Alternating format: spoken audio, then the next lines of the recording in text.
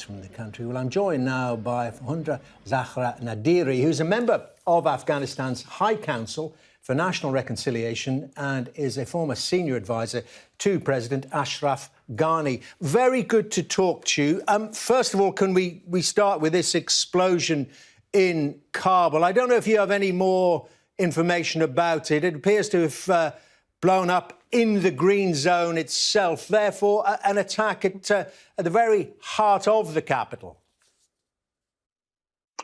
Yes, a terrible news from Kabul again, and it was a terrible attack and shook many people inside the capital. But at the same time, you know that many people tonight in Kabul with other provinces started reciting that Allahu Akbar, the God is greater, as a support to the Afghan National Army. This incident has been devastating.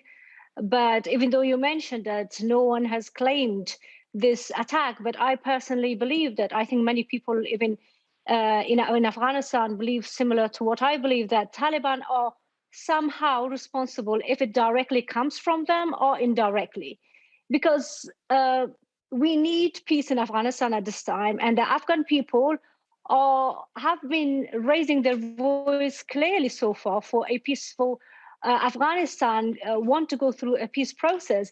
But since Taliban has been very aggressive towards the peace process in Afghanistan, and they have been attacking different provinces, even the attack that doesn't come directly from them, the responsibility must be attached to them, because they are bringing such a kind of violation of the peace process, as well as, you know, encouraging more violence than bringing an peace, meaning there is not that much intention of Taliban towards the peace process, even though officially they keep saying that they are, you know, they believe in the peace process and they want to carry on with it. But we need action.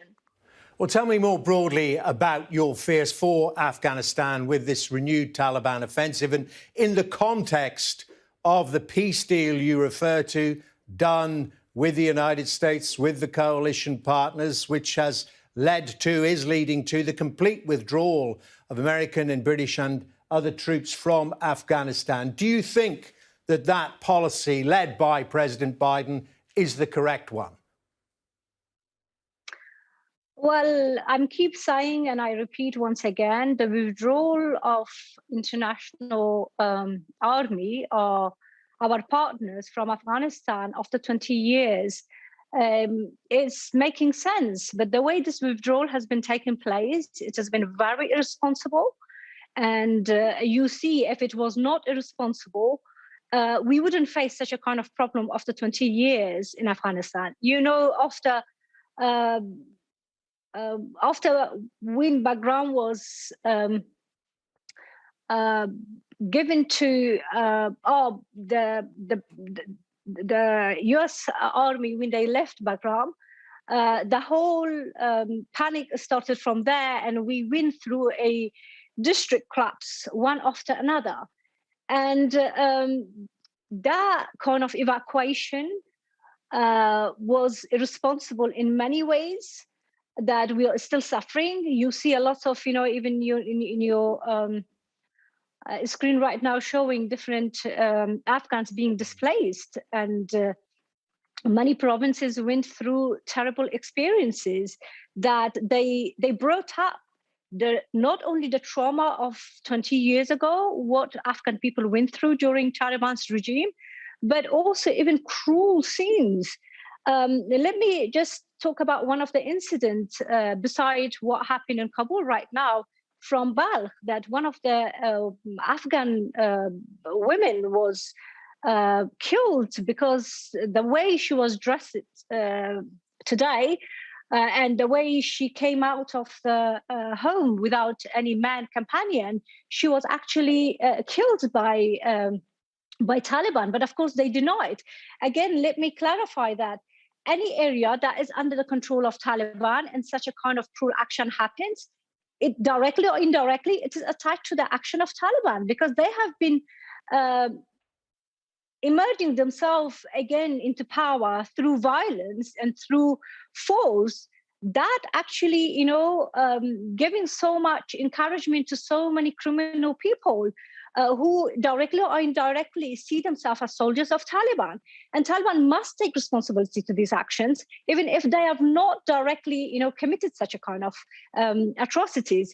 Plus, that areas that has been taken control by Taliban, unfortunately, in these areas, the circulation of information is cutting off for different reasons. Because first of all, when we talk about freedom of media or freedom of speech, you have to have security in order to have freedom of speech.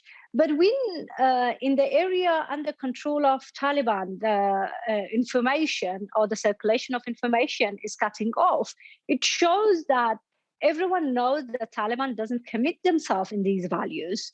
And if they don't, so the journalists do not feel secure to actually, give information about the realities that what happens in those areas that Taliban are taking control. And tell me more about your fears, in particular for women in Afghanistan, if there is a full or even a partial Taliban retakeover.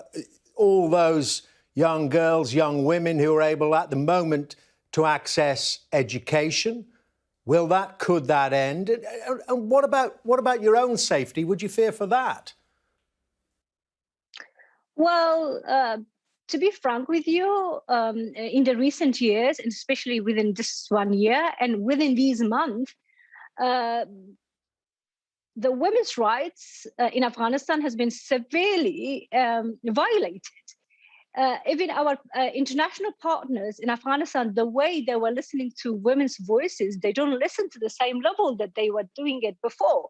For instance, within this course of 1 year, our international partners, who was a very strong advocate of women's rights in Afghanistan, they have been, forget about Taliban side, they have been trying to replace Afghan women by Afghan men, and actually somehow giving this kind of authority to Afghan men that they can protect women's rights. I mean, we have been fighting for 20 years against this, patriarchal society, while we are facing a very, a kind of group that has been violating women's rights to the level that the whole world knows about it. Before facing them, our voice has been badly affected inside the country among those Afghan men who has been our colleagues. So some kind of indirect guarantee is given to men inside Afghanistan, even during the peace process, that they would feel superior to women. And somehow, if they want, they can guarantee some rights for women. Meaning that if you give so much attention to men inside Afghanistan within the regime, you are violating directly women's rights, and you're undermining their struggles, their fights, and the leadership of women inside Afghanistan. Then what kind of rights you can get guaranteed from, from Taliban side? Wow. Let me highlight this fact that even if you read the statement that was given by EU and US in the past weeks, you just see women's rights as a generalized notion, while you see in reality in the areas that is taken by Taliban, it's mainly the women who has been affected badly. They cannot freely go outside their house. They cannot really, without the companion of a man, cannot go and do their routine as they were used to do it. And their dressing codes, again, scrutinized by Taliban. And if it's not appropriate according to them, they can easily kill them, and they deny it the next day. Yeah, well, I mean, it is such a concerning and worrying situation. Thank you so much indeed for joining us on Sky News tonight to tell us all about it. Thank you very much indeed.